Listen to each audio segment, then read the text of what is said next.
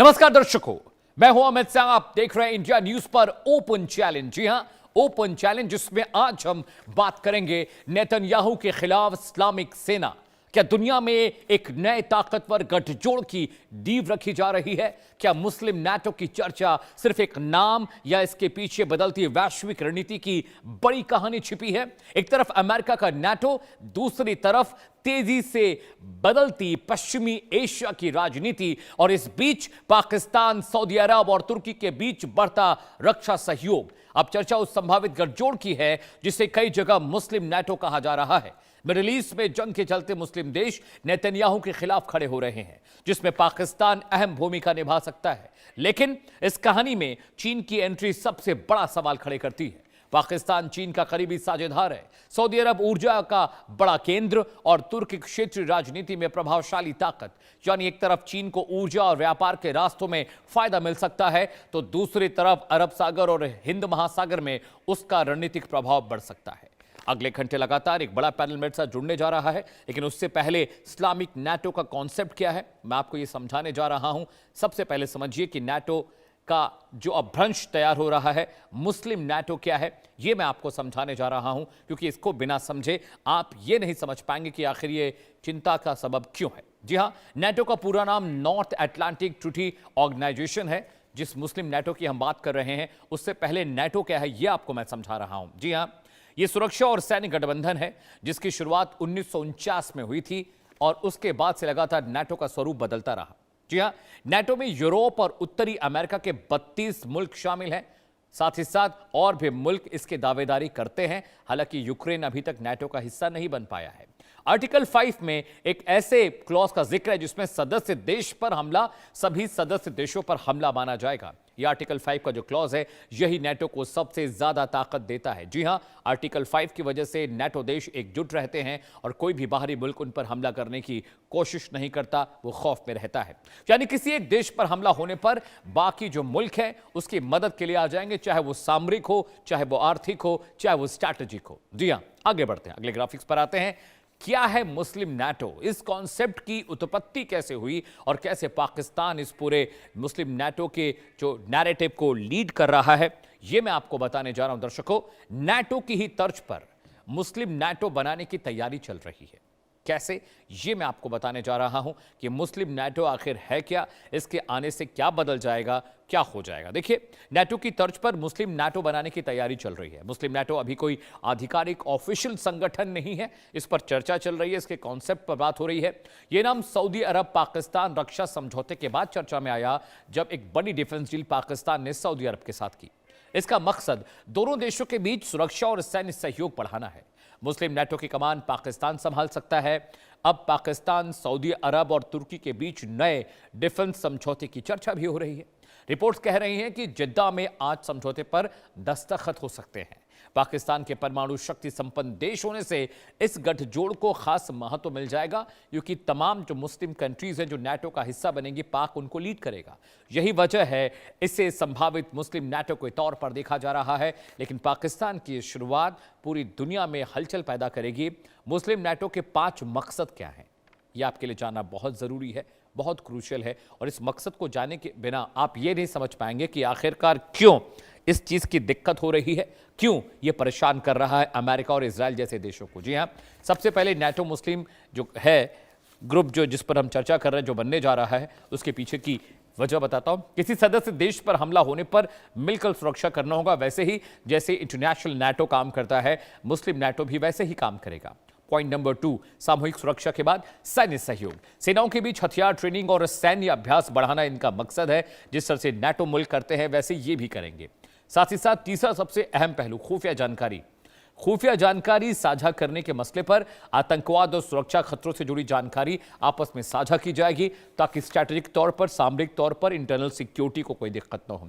चौथा सबसे crucial point, जो क्षेत्रीय सुरक्षा की बात हम कर रहे हैं। जी हाँ, क्षेत्रीय सुरक्षा को मजबूत करना मकसद होगा। मध्य पूर्व और आसपास के इलाकों में सुरक्षा और स्थिरता बढ़ाना। लेकिन ईरान का क्या होगा? ईरान कभी भी मुस्लिम नाटो का हिस्सा नहीं बनेगा। आगे बढ़ते हैं, रणनीतिक ताकत की बात करते हैं, कैसे बढ़ेगी। सदस्य देशों को मिलकर बड़े वैश्विक और क्षेत्रीय दबावों का सामना करने में मदद करना भी मुस्लिम नेटो का मकसद होगा, बिल्कुल वैसे ही जैसे मौजूदा जो एग्जिस्टिंग नेटो ग्रुप है वो जिस तरह से काम करता है, बिल्कुल हूबहू वही मुलम्मा, वही स्ट्रक्चर, वही नैरेटिव। मुस्लिम नेटो के साथ ड्रैगन की तिकड़ी कैसे काम करेगी, चीन की भूमिका क्या है, वो भी आपके लिए समझना जरूरी है। फैक्ट नंबर 1, चीन इस गठजोड़ से अमेरिका और भारत को संतुलित कर सकता है। ये बहुत क्रूशियल पॉइंट है दर्शकों, और इस पर मैं चर्चा करूंगा पैनल के साथ भी। मुस्लिम देशों के तेल गैस से चीन की ऊर्जा जरूरतें पूरी होती हैं। ईरान एक बहुत बड़ा सप्लायर है क्रूड और गैसेस का चाइना को, रशिया को भी। फैक्ट नंबर 3 आपकी स्क्रीन पर आने जा रहा है। अरब सागर में, हिंद महासागर में और चीन के हित मजबूत होंगे, यानी अरेबियन सी और पैसिफिक ओशन में जो चाइना अभी डरा रहता है मलक्का स्टेट की वजह से भारत से, वो बहुत सारा जो डर है, जो प्रेशर है, शायद वो कम हो जाएगा मुस्लिम नेटो का मेंबर बनने के बाद। फैक्ट नंबर 4, शिनजियांग और ताइवान पर मुस्लिम देशों का समर्थन मिल सकता है और यही सबसे बड़ा क्रूशियल टर्निंग पॉइंट हो सकता है चाइना के लिए भी। फैक्ट नंबर 5 आपकी स्क्रीन पर आने जा रहा है दर्शकों। इस अंतर्राष्ट्रीय मंचों पर चीन का प्रभाव बढ़ेगा क्योंकि नाटो का मेंबर हो जाएगा और दर्जन भर देश उसके साथ होंगे जिसकी हां में हां मिलाएंगे। फैक्ट नंबर 6, पाकिस्तान और चीन के बीच करीबी रक्षा और रणनीतिक संबंध बनेंगे और यह बहुत मुश्किल पैदा करेगा आने वाले वक्त में भारत जैसे मुल्कों के लिए, और साथ ही साथ जो अमेरिका है उसे भी इस गठजोड़ से दिक्कत हो सकती है अगर पाकिस्तान, चाइना और बाकी मुस्लिम कंट्रीज एक साथ आते हैं। जी हां, एक बड़ा पैनल मेरे साथ जुड़ने जा रहा है। स्वागत कीजिए मेजर जनरल डॉक्टर राजन कोचर साहब का। सर जय हिंद, बहुत बहुत स्वागत है, बहुत शुक्रिया आपने वक्त निकाला। श्रुतिदास गुप्ता मेरे साथ जुड़े हैं, विदेशी मामलों की जानकार है, फॉरेन अफेयर्स एक्सपर्ट है, आपका भी बहुत बहुत स्वागत है मैम। सज्जाद तरीन साहब मेरे साथ जुड़ रहे हैं, पाकिस्तान के सीनियर जर्नलिस्ट है, पाकिस्तान से लाइव, बहुत बहुत स्वागत है आपका भी। और इसके अलावा दिगंबर इस्लामपुरे आपको तस्वीरों में दिख रहे हैं, न्यूयॉर्क से लाइव जुड़े हैं, आपका भी दिगंबर बहुत बहुत स्वागत है। सबसे पहले जनरल साहब मैं आपके पास आ रहा हूँ। इस्लामिक नेटो का कॉन्सेप्ट सबसे पहले किसी ने अगर सतह पर डालने की कोशिश की तो वो पाकिस्तान था, और सऊदी अरब के साथ जब डिफेंस डील हुई तो वहाँ पर भी इस मसले पर चर्चा हुई, और कहीं ना कहीं दबे छिपे कई सारे मुस्लिम देशों ने इस पर रजामंदी भी की, पर्दे के पीछे ही सही। कैसे देखते हैं आप इसको? जय हिंद, और पैनलिस्ट को भी मेरी तरफ से जय हिंद। देखिए, ये जो इस्लामिक नेटो है, एक्चुअली हम ये टर्म्स तो लेते हैं, बट ये क्लासिकल सेंस में ये इस्लामिक नेटो नहीं है। बिकॉज आप नेटो को देखिए, जिस तरीके से आर्टिकल 5 है नेटो का, और वो खास तौर पे सबसे इम्पोर्टेंट आर्टिकल है नेटो का, कि भाई एक अगर नेटो की देश के ऊपर हमला होगा तो वो एक नेटो पे हमला माना जाएगा। इसको यहाँ पे ये कॉन्टेक्स्ट नहीं है, और इसीलिए मैं ये देखता हूँ कि ये एक, अगर आप इसको देखें, ये वजह क्या है इस अलायंस के आने की, वो एक्चुअली वो क्रक्स है प्रॉब्लम की। उसके बाद सारे आपके पत्ते साफ हो जाएंगे जी।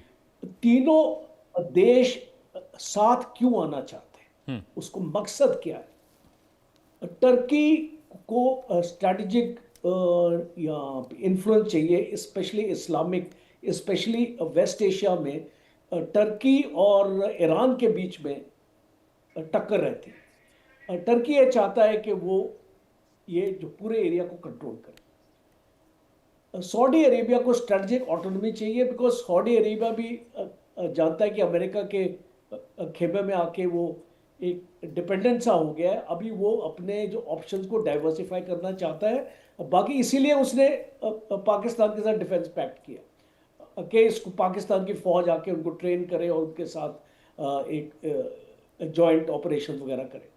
और पाकिस्तान क्या चाहता है, पाकिस्तान स्ट्रैटेजिक रेलेवेंस चाहता है, बिकॉज आज अगर आप इसको पाकिस्तान को देखें तो पाकिस्तान की जो अहमियत है वो दिन पे दिन एक्चुअली कम होती जा रही थी, क्योंकि उसकी इकोनॉमी इतनी वीक थी, देश उसके बारे में बॉदर नहीं कर रहे थे, सारी जगह डेट के साथ काम कर रहा था। बट अभी वो उस सिचुएशन से उभरना चाहता है। तो तीनों की ज़रूरतें हैं एक स्ट्रैटेजिक, बिकॉज तीनों एक अपना स्ट्रैटेजिक तरीके से अपने अपनी नेशनल एम्स को आगे लेके जाना चाहते हैं, और इसलिए ये लोग साथ आ रहे। अब जो किसके अगेंस्ट ये अलायंस बन रहा है, देखिए जो भी अलायंस एक बनता है वो सबसे पहले उसका मकसद होता है कि वो अपने आप को, अपनी फौज को, अपने देश को ताकतवर बनाने के लिए। पाकिस्तान के पास क्या है? पाकिस्तान के पास मैन पावर है, पाकिस्तान के पास चाइना की टेक्नोलॉजी है जिसमें JF-17 हवाई जहाज पाकिस्तान एक्सपोर्ट भी करता है, और पाकिस्तान एक न्यूक्लियर पावर है, ये बहुत इंपॉर्टेंट है समझना। तो पाकिस्तान के पास ये है। टर्की के पास क्या है? टर्की का डिफेंस इकोसिस्टम और टेक्नोलॉजी वो वर्ल्ड में मानी हुई है, और specially unmanned aerial systems, missiles, electronic warfare और नेवल प्लेटफॉर्म, सबमरीन्स वगैरह जो पाकिस्तान की मदद कर रहा है टर्की इसको शिप बिल्डिंग में।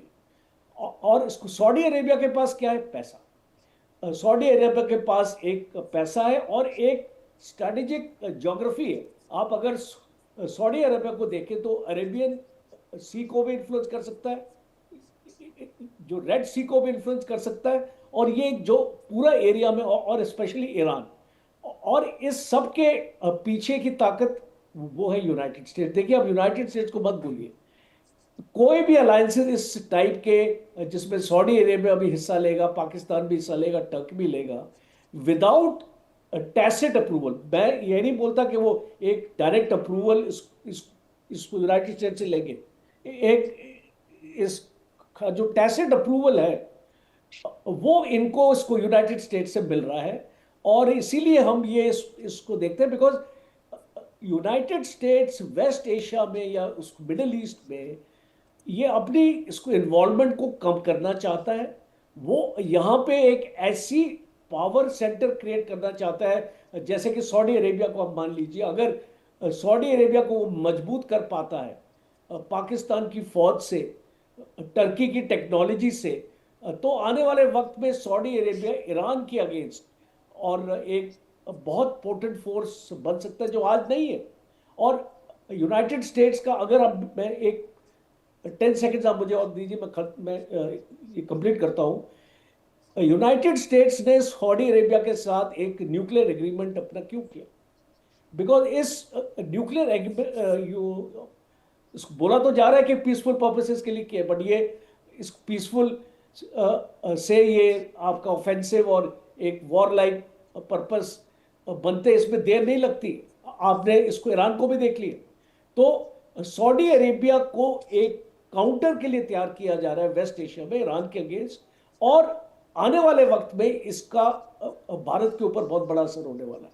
बिकॉज आज अगर पाकिस्तान टेक्नोलॉजी में मजबूत होता है, टर्की के वेपन सिस्टम पाकिस्तान के पास आ जाते हैं, जॉइंट वेंचर्स टर्की जो पाकिस्तान के साथ पाकिस्तान की धरती पे करेगा, वो भारत के लिए एक चिंता का विषय बनेगा आने वाले वक्त में। और Alright, इसलिए sir. मैं मानता हूं कि भारत को भी इजराइल के साथ एक सिमिलर एग्रीमेंट करना चाहिए। ये एक मेरा पर्सनल ओपिनियन है।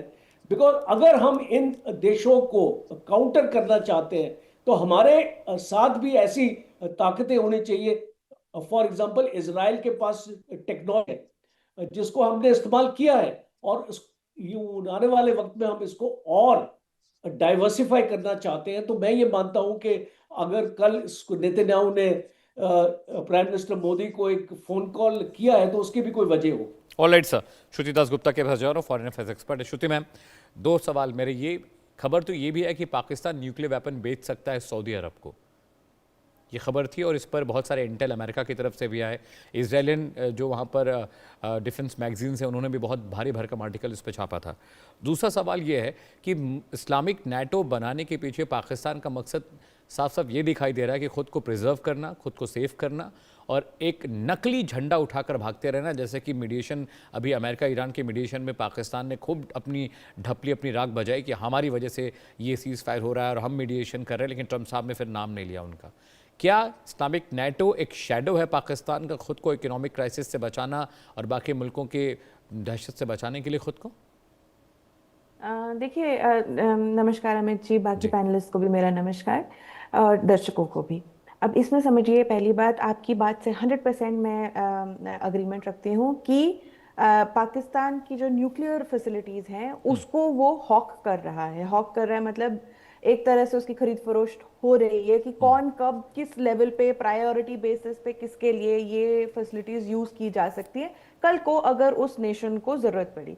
सबसे पहला जो म्यूचुअल डिफेंस पैक्ट आया था वो आया था इसका सऊदी अरेबिया के साथ, और तब हमने ये बहुत साफ शब्दों में डिस्कशन करके ये कंक्लूजन निकाला था कि ये जो है इसमें पाकिस्तान की आर्मी को डिप्लॉय किया जा रहा है हुतीज के अगेंस्ट, जो सऊदी अरब के लिए वहाँ पे लड़ाई करेंगे ईरान के अगेंस्ट, जब अगर सऊदी अरेबिया को ज़रूरत पड़ी तो जैसे डिफेंसिव पोजीशनिंग ली है अभी भी ऑलरेडी उन्होंने सऊदी अरेबिया के लिए वो करेंगे। और तीसरी चीज़, अगर ज़रूरत पड़ी तो सऊदी अरेबिया को इजराइल के पास होते हुए ये आपके न्यूक्लियर वेपन्स और ईरान के साथ सपोज्ड न्यूक्लियर थ्रेट को लेकर अगर उन्हें फील करता है कि इनसिक्योरिटी हो रही है, तो पाकिस्तान के ये जो न्यूक्लियर अम्ब्रेला है उसको वो यूज कर सकते हैं। अब आप देख रहे हैं उसके बाकी सारे नेशंस के साथ भी हमने देखा, कुवैत ने साइन किया, बहरीन ने साइन किया, तुर्की ने साइन किया, इन लोगों ने, बहुत सारे लोगों ने इनके साथ अब ये म्यूचुअल डिफेंस या डिफेंस रिलेटेड पैक्ट्स करे हैं ये पिछले कुछ हफ्तों के अंदर। तो इसका मतलब ये अम्ब्रेला की प्रोटेक्शन वो हर एक को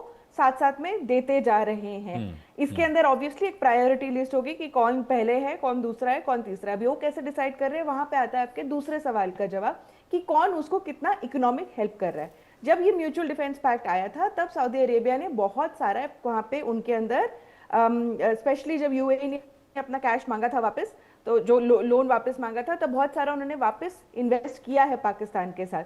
और आई बिलीव कि एक रिफाइनरी सेटअप करने की बात भी हो रही है तुर्की और सऊदी के पैसे से वहां पे ग्वादर पोर्ट के पास में।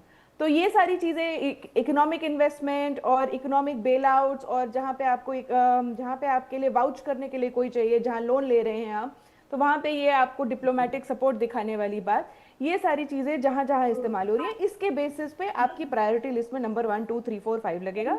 उसके बेसिस पे पाकिस्तान अपनी आर्मी, अपने मिलिट्री रिसोर्सेज, अपने न्यूक्लियर रिसोर्सेज आपको अब जरूरत के हिसाब से अवेलेबल कराता रहेगा।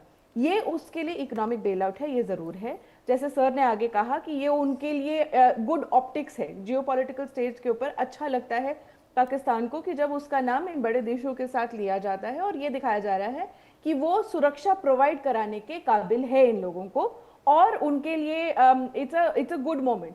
इसके कॉन्ट्ररी में अगर आप उसकी इंटरनल पॉलिटिक्स को देखेंगे तो इस वक्त सब जगह उसको मतलब बुरी तरह से स्ट्रेच किया जा रहा है। यहाँ बीएलए के साथ प्रॉब्लम चल रही है, वहाँ टीटीपी के साथ प्रॉब्लम चल रही है, वहाँ पीओजेके के अंदर प्रॉब्लम चल रही है, हर जगह से वहाँ पे आर्मी अपने ही लोगों को मार रही है। तो ये एक इंस्टेबिलिटी जो फैक्टर है ये उसकी इकोनॉमिक सिचुएशन को और खराब कर रहा है। तो एक तरफ से वो अपने आप को उठाने की कोशिश कर रहे हैं, दूसरी तरफ से इंटरनल उनकी करप्ट पॉलिसीज जो हैं और उनका जो स्ट्रक्चर जो है इंटरनल पॉलिसीज का, वो उसको अपने आप ही नीचे वापस खींचता जा रहा है।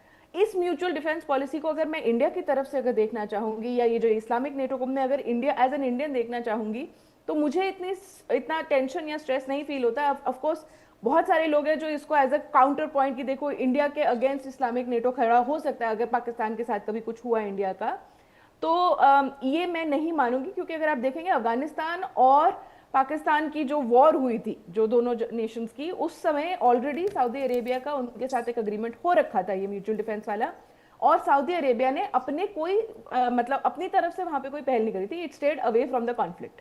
तो मेरे हिसाब से इंडिया पाकिस्तान के एंगल से ये इस्लामिक नेटो का कोई बड़ा वो इशू नहीं है। ये इस्लामिक नेटो इसीलिए फॉर्म किया जा रहा है धीरे धीरे मेंबर्स जोड़ जोड़ के, जिससे उसका न्यूक्लियर अम्ब्रेला और उसकी मिलिट्री रिसोर्सेज को बराबर से वो लोग शेयर कर सकें। ऑलराइट मैम, मैं मेरे साथ अलीश रत्ता साहब भी जुड़े हैं, पाकिस्तान से गेस्ट हैं।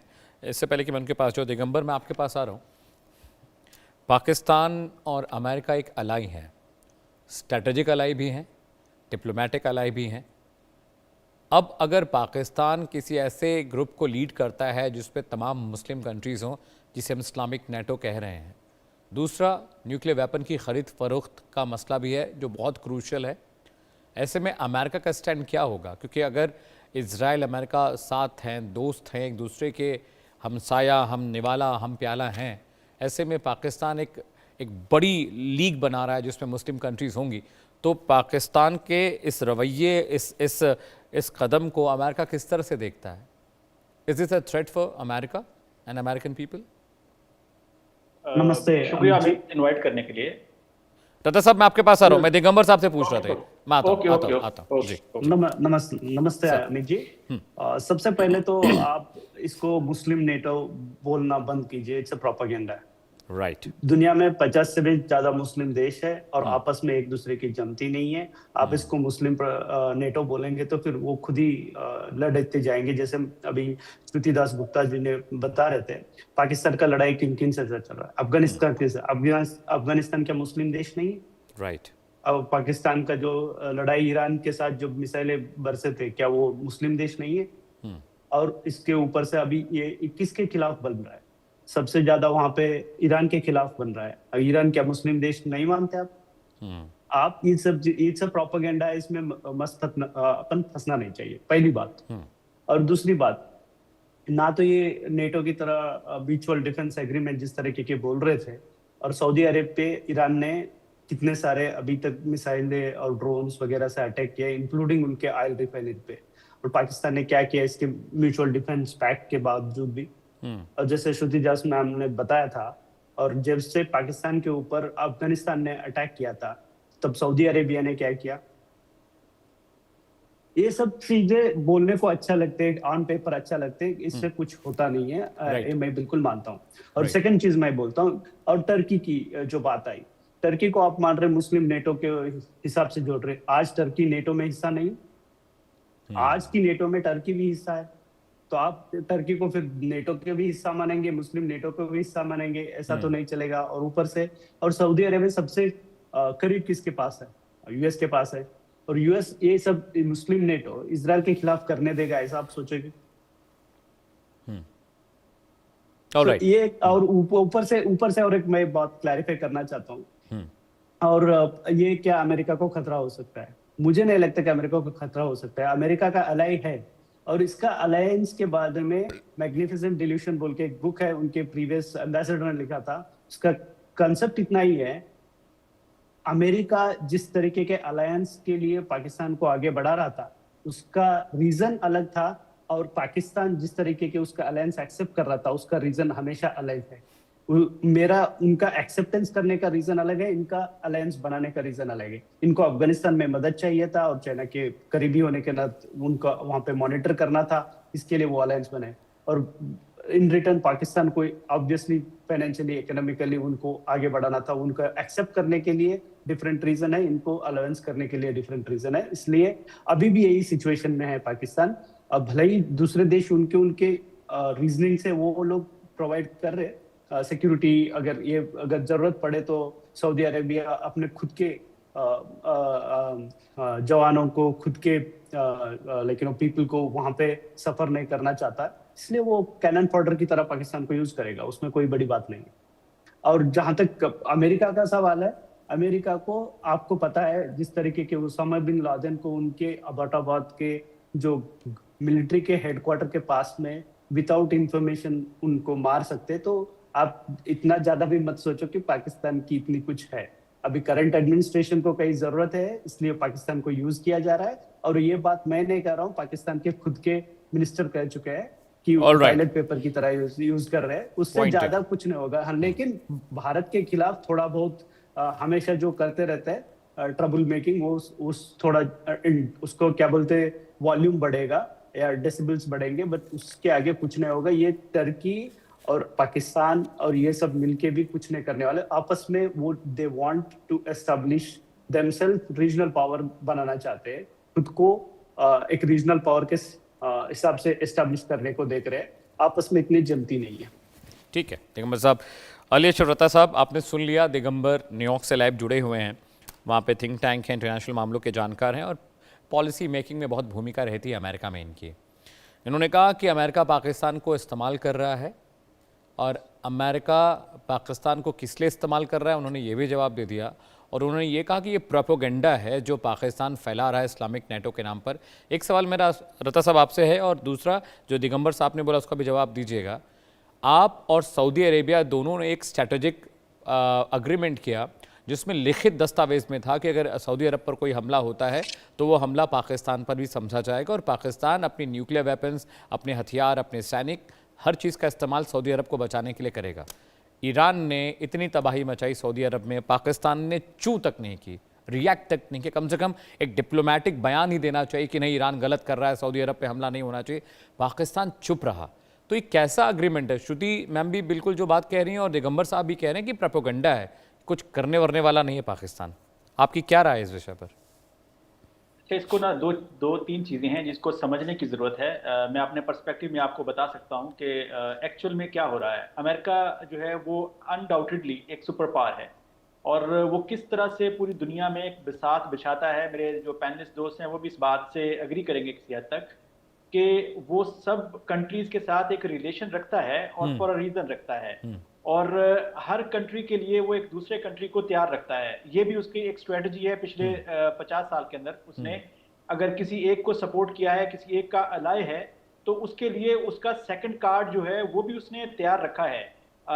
चाइना को अगर हम देखते हैं तो सबसे बड़ी जो ट्रेड पार्टनरशिप है उसकी चाइना के साथ है, मगर उसके लिए उसने इंडिया को जो है सेकंड कार्ड के तौर पे रखा हुआ है उसको काउंटर करने के लिए।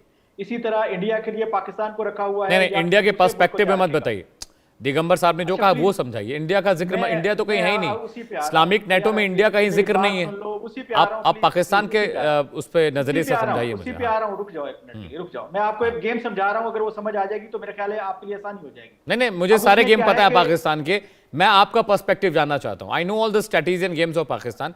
दिगंबर इस्लामपुरे जो कह रहे हैं उसके लिहाज से मैं आपसे जवाब मांग रहा हूँ। इंडिया का जिक्र करने की क्या ही जरूरत है इस्लामिक नेटो के लिए, जो सिर्फ एक डॉक्यूमेंटेशन है और कुछ नहीं। अब आपने बात कर ली है, मैं बात करूं अपनी। बताइए। हाँ प्लीज, अब जरा 2 मिनट खामोश रहिएगा। आप मीन्स के अगर मुझे आपने सवाल किया है तो मुझे जवाब भी देने दीजिए प्लीज। अब दूसरी जो बात आपने कही कि जो मैंने अपनी पहली बात कही, अब उसी तरह उसी को आप आगे बढ़ा लीजिए। जहां पे रह गई सऊदीया की बात, पाकिस्तान का उसके साथ बिल्कुल एक एग्रीमेंट है, डिफेंस एग्रीमेंट है और सबको पता है उसका। लेकिन पाकिस्तान ने यहाँ पे बहुत वाइजली प्ले किया है। पाकिस्तान ने डिफरेंशिएट किया है सऊदीया को और अमेरिका को। सऊदीया के अंदर ही सऊदीया के साथ डेफिनेटली इन कम्युनिकेशन होगा पाकिस्तान, और उसको आपको पता है कि पाकिस्तान के जो इस वक्त ट्रूप्स हैं वो वहाँ पे डिप्लॉयड हैं और वो किसी भी ऐसे बेस पर डिप्लॉयड नहीं है जहाँ पर अमेरिकन ट्रूप्स हैं, जहाँ पे उनके पायलट्स हैं या जहाँ पे उनके एसेट्स हैं। पाकिस्तान का वहाँ पे एक ट्रूप भी नहीं है। ये आपके नॉलेज में होना चाहिए, ये मैं आपको बता रहा हूँ। तो इसलिए पाकिस्तान ने यहाँ पे बहुत वाइजली प्ले किया और सऊदीया को ये कम्युनिकेट किया कि जहाँ पर जिस बेस के ऊपर अमेरिकन सोल्जर्स होंगे वहाँ पे पाकिस्तानी सोल्जर्स नहीं होंगे। और ये बात इस तरफ इशारा कर रही है कि पाकिस्तान ईरान के साथ भी इन कॉन्टेक्ट होगा और उसको बताया गया होगा कि कहाँ पे पाकिस्तान है और कहाँ पे पाकिस्तान नहीं है। इसीलिए आपने कहा कि सऊदीया में तबाही मचाई हुई है, तो पाकिस्तानी ट्रूप्स पे एक भी हमला नहीं हुआ है, किसी भी उस बेस के ऊपर हमला नहीं हुआ जहां पे पाकिस्तानी डिप्लॉयड हैं। दूसरी बात जो आपको जो कह रहे हैं इस्लामिक नेटो, जो मैंने आपको पहली बात बताई थी जिसके ऊपर जो है आप थोड़े से भड़क गए, वो बात बताने का मकसद ये था कि जो गेम वो यहाँ पे साउथ एशिया में खेल रहा है वही गेम वो मिडिल ईस्ट में भी खेल रहा है। ये जो मुस्लिम कंट्रीज वाली जो कहानी है, ये अवाम की कंजम्पशन के लिए तो हो सकती है ये बात, बट जो कंट्रीज हैं उनके तमाम कंट्रीज के आपसी रिलेशन जो हैं फॉर अ रीजन, जैसे all right Ratta sahab, point taken. I have given you enough time to respond. ठीक है श्रुति मैम, देखिए मेरा सवाल था कि सऊदीया पर हमला हुआ तो पाकिस्तानी सेना या पाकिस्तानी डिप्लोमेटिक कम्युनिकेशन में पाकिस्तान शामिल क्यों नहीं हुआ?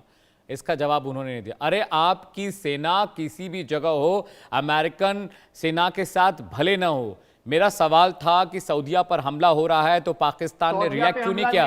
This is not called wise, this is called डरपोक। ये डरपोक लोग हैं जिन्होंने इतनी हिम्मत नहीं हुई कि कम से कम एक रत्ता साहब आपसे बात नहीं हो रही, मैं श्रुति मैम से सवाल पूछ रहा हूं। आपको टाइम दिया था मैंने, when I will come to you, you can respond, you can answer it. जब मैं आपके पास आऊंगा आप रिस्पॉन्ड करिएगा। ये सवाल आपसे नहीं है, ये श्रुति मैम से सवाल है। रत्ता साहब ये सवाल आपसे नहीं है, मैं आपसे सवाल पूछ चुका हूं, आपने जवाब दे दिया। Allow me to discuss, this is my show, this is not your show, sir. I'll give you time to respond. Shruti ma'am, मैंने सवाल पूछा कि सऊदीया पर हमला हुआ तो पाकिस्तान ने भले रिटेलिएट नहीं किया, एक्शन नहीं लिया, डिप्लोमेटिक कम्युनिकेशन तो करना चाहिए था। इतने डरपोक हैं ये कि कम से कम इतनी हिम्मत नहीं हुई अमेरिका से कहने की कि भैया आप हमला मत करो, गलत हो रहा है, सही हो रहा है, होना चाहिए, नहीं होना चाहिए। ये मुझे बता रहे हैं कि पाकिस्तानी सेना उस जगह पर थी जहां पर अमेरिकन फौजी नहीं थे। इसका मतलब कि आप डरपोक हैं, आप अमेरिकी सैनिक के साथ नहीं थे क्योंकि आपको पता था कि आप भी मारे जाएंगे। और इतनी बुरी हालत है कि एक डिप्लोमेटिक डायलॉग नहीं बोल सके कि भाई वही सऊदिया गरीब हमारा वाली अलाई चीज़ें है, दिखा रहे हैं। आप हमले मत करिए,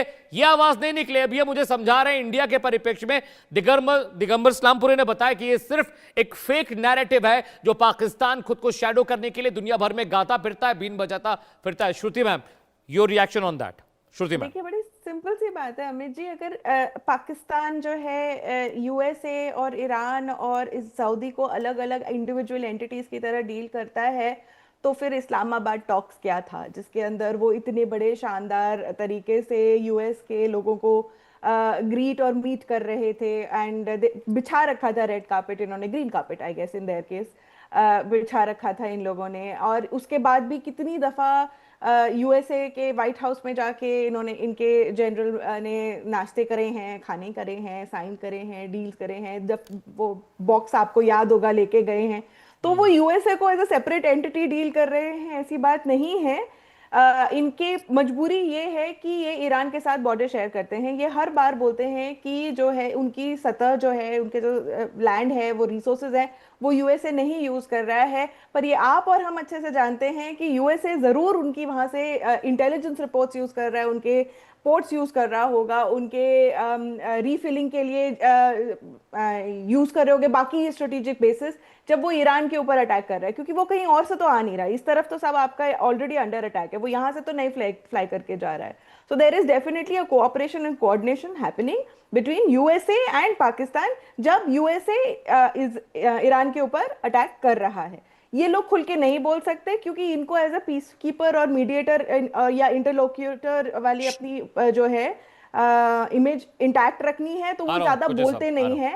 पर वो घूम फिर के there is a definite coordination. जहां तक मुझे पता है, इनका जो नेशनल NAC करके है, जिसके पास इनके न्यूक्लियर बटन का कमांड रहता है, न्यूक्लियर कमांड काउंसिल कहते हैं या जो भी कहा जाता है, I am forgetting the exact acronym.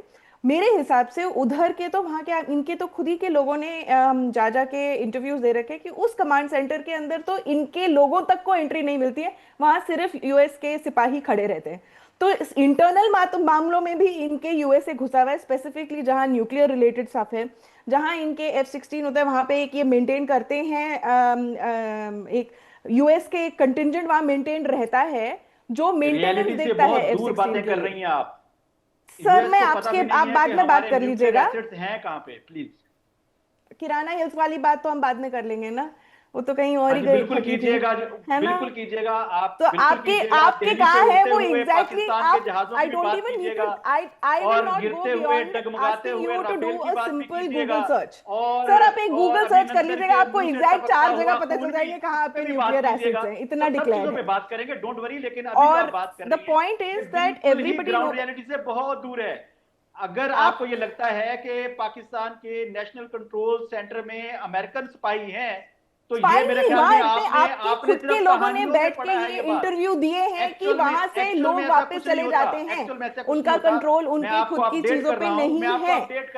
आपके खुद के लोगों ने जा के ये दिया गया है कि वहां पे इनको अलाउड नहीं है, कि पाकिस्तान अलाउड के ही नहीं है। कितने और कहां पे डिप्लॉयड हैं, किसी को नहीं पता है। सबसे कम तो आप कोचर साहब कुछ कहना चाह रहे हैं? दत्ता साहब। हाँ, नहीं, जैसे ओसामा बिन लादेन भी किसी को पता नहीं था दुनिया को, लेकिन अमेरिका ने जिस तरीके के ढूंढ के मारा है प्रिसाइजली, वैसे ही मारेंगे। कोई बात नहीं, पाकिस्तान की मजबूरी है, जैसे श्रुति जी ने बोले थे, उनकी मजबूरी है, वो भले ही कुछ बोले, रियलिटी में कुछ नहीं। कनाडा के अंदर जो लोगों की जाके किलिंग कर रहे थे वो इंडियन ही थे, ऑस्ट्रेलिया में भी इंडियंस ही किलिंग करके आए थे बीच के ऊपर। ओसामा बिन लादेन को 11 साल मुझे सर मैं आ रहा हूं, मुझे सर मैं आपके पास आ रहा हूं। Amit ji, let's not go beyond this. General sir, you had, I am sure you have military points of view on this. ठीक है जनरल साहब, मैं आपके पास आ रहा हूं। मेरा एक सवाल भी है जनरल साहब, मेरा एक सवाल ले लीजिए, फिर आप ब्रीफ करिएगा। पाकिस्तान की मजबूरी, मुझे जो समझ में आया कि इतनी हिम्मत नहीं है पाकिस्तान को कि अमेरिका को नैरेटिव दे सके या अमेरिका को नैरेट कर सके।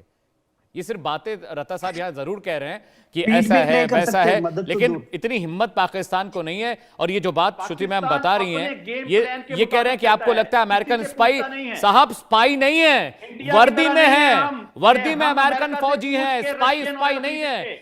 वहां से रिचार्ज हम होकर वहां अमेरिका से से फ्लाई पूछ करते के हैं, रशियन ऑयल फीलिंग्स होती है खरीदेंगे। जेट्स हम की, अमेरिका और नहीं, पूरा हम का पूरा हम अमेरिका पाकिस्तान का है भाई, एक हम बहुत अपनी बड़ी स्ट्रेटजी पर टीम चलते हैं। वहां पर पाकिस्तान में हम 24 इंडिया घंटे नहीं रहती है, है। हम अमेरिका कोचर से साहब, पूछ के रता साहब रशियन मैं आ तेल रहा हूं, खरीदेंगे। मैं आ रहा हूं, आपसे मैं सवाल लूंगा, आ रहा हूं कोचर साहब, जनरल साहब।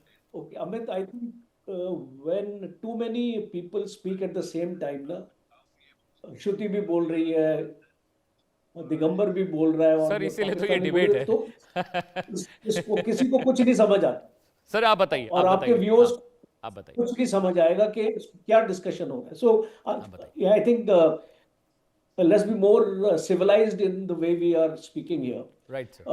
पहली चीज देखिए, there is a fine line between propaganda and reality. Realism. पहली चीज मैं इसको यहाँ पे क्लियर करना पड़ता हूँ कि सऊदी अरेबिया के ऊपर ईरान ने अटैक नहीं किया, बिकॉज बेसिकली वो जो आपके बेस, देखिए ऐसे तो फिर आप बोलेंगे कि यूए के ऊपर भी अटैक हो गया, आप बोलेंगे कि कुवैत के भी ऊपर, सबके ऊपर अटैक हो गया. So we have to draw a line here, because अगर सऊदी के ऊपर अटैक होता तो क्या आप सोचते सऊदी अपना चुप बैठा है? Saudi has got a very very powerful military, और उसकी एयरफोर्स वगैरह उसके पास, वो उसको आप एक पुश ओवर मत समझिए सऊदी अरेबिया को. और उसका अमेरिका को, जो उस अमेरिकन बेसिस है वहां पे, उनके ऊपर अटैक हुआ है, और आपके जॉर्डन में भी हुआ. अब आप इसको बोलेंगे कि जॉर्डन के ऊपर भी अटैक हो गया. सो यू सी, एक पर्सपेक्टिव में डिस्कशन को लेके आते हैं. ये जो डिफेंस एग्रीमेंट है, इसमें मैं ये मानता हूँ पाकिस्तान फंस गया, और मैं इसको क्यों बोल रहा हूँ फंस गया है. कल अगर इसको ईरान और सऊदी अरेबिया के बीच में लड़ाई हो जाती है, just give you an example, and there is a possibility, जिस तरीके से अमेरिका सऊदी अरेबिया को पोजीशन कर रहा है इस मिडिल ईस्ट में, वो दिन दूर नहीं है जब सऊदी अरेबिया और ईरान के बीच में लड़ाई होगी और एक ग्राउंड ऑफेंसिव होगा. देखिए, अगर इसको अमेरिका ने ये लड़ाई जीतनी है, तो अमेरिका को सऊदी अरेबिया चाहिए और पाकिस्तान चाहिए. क्यों चाहिए मैं आपको बताऊं. Pakistan from the Sistan Balochistan side, जो उसका जो 900 किलोमीटर का बॉर्डर है इस ईरान के साथ, Saudi Arabia is also on a border state on the eastern side or southeastern side of Iraq. So यहाँ से एक पिंचफोर मूवमेंट होगा. देखिए आज जो अमेरिका तैयारी कर रहा है फ्यूचर के लिए. बीच में कुछ साउंड आ रहा है, आई थिंक. जी पीसीआर, ये आप ऑडियो ठीक करिएगा, ये एक इंटरप्शन ऑडियो आ रहा है बीच में, बात नहीं कर पा रहे हैं जनरल साहब. पीसीआर, आई थिंक, हाँ हाँ, ओके, नाउ इट्स बेटर. तो मैं ये इसको मानता हूँ. देखिए, ये जो अलायंस है, हम लोग बोलते हैं कि सबसे पहले तो ये कोई आपका इस्लामिक नेटो वगैरह नहीं है. दूसरा, ये आप देखिए, Saudi Arabia is a Sunni dominated country, Pakistan is a Sunni dominated country, और whether you like it or not, शिया और सुन्नी के बीच में प्रॉब्लम है, और ये मुस्लिम कंट्री अपना जानती है, और इनके अलायंसेस कैसे बनते हैं. दूसरा इंपॉर्टेंट है कि इनको तैयार किया जा रहा है, इसको ईरान के अगेंस्ट तैयार किया जा रहा है. इसमें अमेरिका का बहुत बड़ा हाथ है, because we are only reading the cover of the book. इस किताब के अंदर क्या है हम नहीं पढ़ रहे. And I think that is ठीक है. जनरल साहब, मेरे पास आखिरी के 1.5 मिनट बचे हुए हैं, बस मैं चाहता हूँ रता सर रिस्पॉन्ड करें, क्योंकि जनरल साहब आपका बहुत शुक्रिया. हाँ. आपने बहुत रता साहब, मेरा एक सवाल ले लीजिएगा उसके बाद. रता साहब, मेरा एक सवाल है, कल को अगर सऊदी अरब और ईरान में कल को जंग होती है तो पाकिस्तान का रिस्पॉन्स क्या होगा? ये रिप्लाई, फिर बाकी जो बातें आप बोलना चाहते हैं रता साहब. जी बहुत शुक्रिया जनरल साहब आपका. आपने मैंने बात एक्सप्लेन करना चाह रहा था, आपने बहुत अच्छे से एक्सप्लेन की. पाकिस्तान इस एग्रीमेंट में फंस गया, ये वाली बात जो है इसका भी मैं आंसर करूंगा. और जो अभी इन्होंने बात की, देखिए फ्यूचर के अंदर क्या होगा हम कुछ बात नहीं कर सकते हैं, लेकिन इस वक्त जो पोजीशन बन रही है, जनरल साहब किसी हद तक सही कह रहे हैं कि ये तैयार कर रहा है सऊदिया और ईरान की जंग के लिए, इनको तैयार कर रहा है दोनों साइड को. लेकिन जो इस वक्त पाकिस्तान का रोल है और चाइना का रोल है, जो हमें नजर नहीं आ रहा, वो इस सारी गेम को समझ चुका है, जो भी जनरल साहब कह रहे हैं. और वो उसी के लिए जो है ये सारा नैरेटिव बिल्डिंग हो रही है। और दोनों मुल्कों के साथ पाकिस्तान जो है इन कम्युनिकेशन है, और ये जंग नहीं होगी, अगले 20 साल तक भी नहीं होगी अभी जो सिचुएशन है उसके मुताबिक, क्योंकि जो चीजें हमारे पास हैं इस वक्त, वो दोनों साइड पे, ईरान भी और सऊदीया भी, हम सब एक पेज पे हैं और एग्रीमेंट के ऊपर हैं कि ये आपस में नहीं लड़ेंगे। अमेरिका रता साहब, लास्ट 40 सेकंड है, श्रुति मैम से क्लोजिंग कमेंट लेना मुझे। रता साहब, ठीक है, पॉइंट टेकन। श्रुति मैम, मुझे एक बात बताइए, सऊदीया पर हमला होता है, सऊदीया पर हमला होता है तो अमेरिकी फौजी अड्डों पर हमला होता है, बहुत सारे सिविलियन भी मरते हैं, उनकी जो एसेट्स हैं, उनके जो प्रॉपर्टीज़ हैं वो भी नुकसान होता है उनको, और ज़्यादातर हमलों में अमेरिकन कम मरे हैं सऊदीया में, वहाँ के लोकल लोग सिविलियन ज़्यादा मरे हैं।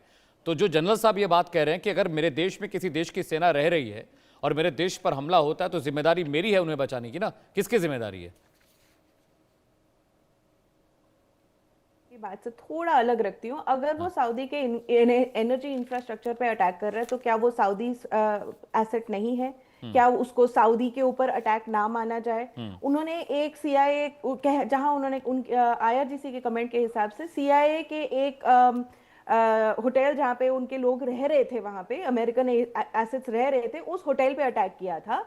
तो क्या वो सऊदी का एरिया नहीं माना जाएगा? तो क्या सिर्फ सऊदी के अंदर अगर आपके ऊपर सऊदी सिटीजनशिप का टैग लगा हुआ है, क्या उसी पे अटैक होगा अगर, तो आपको सऊदी पे अटैक माना जाएगा? तो यहाँ मेरा थोड़ा डिफरेंस ऑफ ओपिनियन है, क्योंकि वो डायरेक्ट या इनडायरेक्ट अटैक हो, वो अगर सऊदी की एसेट्स या उसकी जमीन या उसके लोगों पे इंजरी हो रही है ऑन इट्स सॉवरेन लैंड, तो उसको सऊदी पे अटैक माना जाना चाहिए। उन्होंने खुद भी ये कहा है। इनफैक्ट पाकिस्तान के डिप्लोमेटिक कम्युनिकेशन के अंदर उन्होंने खुद ये कई बार कहा है, उन्होंने नाम नहीं लिया है किसने किया है, बट वो ये हर बार कहते हैं कि we condemn the attack on Saudi, so we condemn the attack on UAE, we condemn the rising aggression in the Middle East. वो किसने किया है वो नहीं रिस्पॉन्स लेते, वो हमेशा ये जरूर कहते हैं, उन्होंने एक डिप्लोमेटिक कम्युनिके में उन्होंने बहुत क्लियरली कहा है कि ऐसा होता है। इनफैक्ट अराउंड द वर्ल्ड जितने भी डेमोक्रेसीज हैं, उन्होंने ये स्टेटमेंट कहा है कि we condemn the attack on UAE and its energy infrastructure, we condemn the attack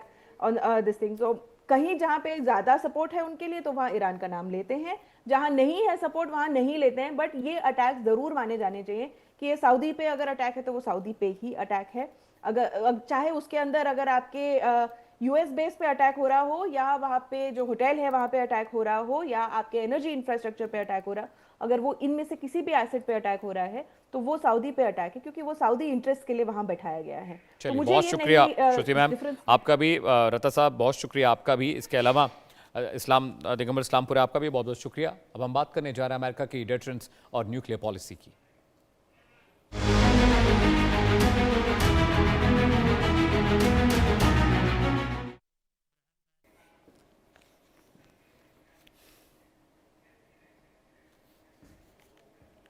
जी हां, आज के बदले आधुनिक युद्ध में कौन सा देश किस देश पर परमाणु हमला कर दे, कहना जरा मुश्किल है। दुनिया में परमाणु हथियारों की नई होड़ मची हुई है। रूस यूक्रेन युद्ध और अमेरिका ईरान युद्ध में परमाणु हमले की आशंका से इनकार भी नहीं किया जा सकता। उधर अमेरिका की चीन और रूस से भी तनातनी है। अंतर्राष्ट्रीय मीडिया, इंटरनेशनल मीडिया के मुताबिक अमेरिका चीन और रूस के बढ़ते तनाव के बीच अपनी परमाणु नीति बदलने की तैयारी कर रहा है। रिपोर्ट्स कहती हैं दर्शकों कि वॉशिंगटन अब सिर्फ बड़े रणनीतिक परमाणु हथियारों पर निर्भर नहीं है, बल्कि युद्ध के मैदान में, जंगे मैदान में इस्तेमाल होने वाले टैक्टिकल न्यूक्लियर वेपन्स को भी अपना सैन्य रणनीति का अहम हिस्सा बनाने जा रहा है। अगर ये नीति लागू होती है तो वैश्विक सुरक्षा समीकरण, इंटरनेशनल जियोपॉलिटिकल इक्वेशन पूरी तरह बदल सकते हैं और दुनिया एक बार फिर परमाणु तनाव के नए दौर में प्रवेश कर सकती है, दाखिल हो सकती है। तो क्या यह समझा जाए अमेरिका छोटे कम इंटेंसिटी के न्यूक्लियर वेपन्स का इस्तेमाल अपने दुश्मनों के खिलाफ करने जा रहा है? अगले कुछ मिनट मैं आपको ये समझाने और बताने की कोशिश करूंगा कि टैक्टिकल न्यूक्लियर वेपन्स क्या हैं, इनकी इंटेंसिटी क्या है, ये कैसे काम करते हैं और कैसे अमेरिका ने अपनी न्यूक्लियर पॉलिसी में तब्दीलियां कर कर पूरी दुनिया को एक बार फिर से डराने और खौफ में डालने का काम किया है। जी हां, आधुनिक युद्ध अब केवल लंबी दूरी के मिसाइलों तक सीमित नहीं रह गया दर्शकों। आज के युद्ध में सस्ते और खतरनाक, जी हां, आज के दौर में सस्ते और खतरनाक ड्रोन भी इस्तेमाल किए जा रहे हैं। यूक्रेन ने रूस पर और ईरान ने खाड़ी देशों में अमेरिका सैन्य ठिकानों पर ड्रोन से अटैक कर भारी नुकसान पहुंचाया है। अमेरिका भी मान रहा है कि आज के युद्ध में ऐसी परमाणु क्षमता विकसित करना जरूरी है जो सीमित दायरे में भी इस्तेमाल की जा सके। इसके लिए टैक्टिकल न्यूक्लियर वेपन्स बेहतर ऑप्शन समझा जाता है, लेकिन विशेषज्ञों का कहना है कि सीमित परमाणु युद्ध जैसी कोई नीति असल में सुरक्षित होती ही नहीं है, क्योंकि एक छोटा परमाणु हमला भी पूरी दुनिया को बड़े परमाणु संघर्ष की ओर ढकेल सकता है। तो क्या टैक्टिकल न्यूक्लियर हथियार जिसे अपनी परमाणु नीति से अमेरिका शामिल करने जा रहा है, समझिए वो क्या है। सर प्लीज शुरू से ग्राफिक चलाइएगा। क्या है टैक्टिकल न्यूक्लियर वेपन, वो आपको बता दें तो कम क्षमता वाले परमाणु बम होते हैं जिनका इस्तेमाल एक लिमिटेड इंटेंसिटी और लिमिटेड एरिया के लिए किया जाता है। जी हां, क्षमता कम होती है तो नुकसान भी कम होता है, लेकिन इंपैक्ट उतना ही खतरनाक।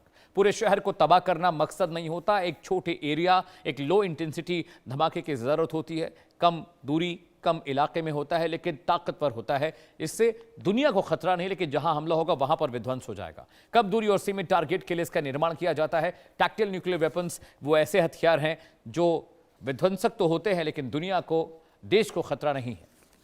दुश्मन के सैन्य ठिकानों, एयरबेस को खत्म करना हो तो इसका इस्तेमाल किया जाता है। इसके अलावा tank, missile launch system, formation पर भी निशाना बनाया जा सकता है, वहां पर भी बहुत नुकसान पहुंचाया जाता है। सैनिकों की तैनाती जैसी जो सीमित लक्ष्यों पर इस्तेमाल कर शक्ति के बावजूद भारी तबाही मुमकिन है, भारी तबाही वहां मचाई जाती है। जी हां, अगले ग्राफिक्स पर आते हैं, अगले कंटेंट पर आते हैं दर्शकों। चीन और रूस क्यों इससे चिंतित हैं? नए टैक्टिकल जो न्यूक्लियर वेपन्स अमेरिका के हैं उससे रशिया और चाइना को परेशानी क्या है? रिपोर्ट्स के मुताबिक अमेरिका की सबसे बड़ी चिंता अब चीन का तेजी से बढ़ता परमाणु भंडार और रूस की आधुनिक न्यूक्लियर क्षमता नहीं है। पेंटागन को लगता है कि अगर भविष्य में चीन और रूस से जंग हुई तो अमेरिका को एक साथ दो बड़े परमाणु शक्तियों का सामना करना पड़ सकता है। इन हालातों में सिर्फ बड़े परमाणु हमलों का विकल्प नहीं होगा, छोटे एटम बम होंगे, दुश्मन पर जवाबी कार्रवाई होगी और आसानी से हमले होंगे। इसी वजह से ऐसी रणनीति तैयार की जा रही है जो अलग अलग मोर्चों पर एक साथ जवाब देने में सक्षम हो। अब ग्राफिक्स पर आते हैं। ग्राफिक के जरिए मैं आपको बताने समझाने की कोशिश करूंगा कि आखिर क्या है मसला। देखिए, किस देश के पास कितने परमाणु हथियार हैं। दुनिया में रूस और जो चाइना की चिंता है, पहले आपको मैं वो बता देता हूं, वो ग्राफिक स्क्रीन पर मुझे दीजिए। चीन तेजी से लगातार अपनी शक्ति को बढ़ा रहा है, रूस लगातार आधुनिक न्यूक्लियर सिस्टम बना रहा है और इसीलिए रशिया और चाइना चिंतित हैं, परेशान हैं। ये भी एक बहुत बड़ी वजह है कि न्यूक्लियर टैक्टिकल वेपन के डेवलपमेंट को लेकर रशिया चाइना दोनों अमेरिका को बिल्कुल करीब से देख रहे हैं। अमेरिका दो मोर्चों पर युद्ध की आशंका देख रहा है, एक तरफ चाइना, एक तरफ रशिया है, क्योंकि ये दोनों ही मुल्क अमेरिका को पसंद नहीं करते, ना तो डिप्लोमैटिकली और ना ही स्ट्रैटेजिक तौर पर। प्रतिरोधक क्षमता मजबूत करना चाहता है अमेरिका, ताकि आने वाले वक्त में रशिया और चाइना जैसे मुल्क उस पर दबाव ना बना सकें, और इसीलिए ये इतना क्रूशल, इतना टैक्टिकल हो जाता है। जी हां, अगले ग्राफिक्स पर आते हैं।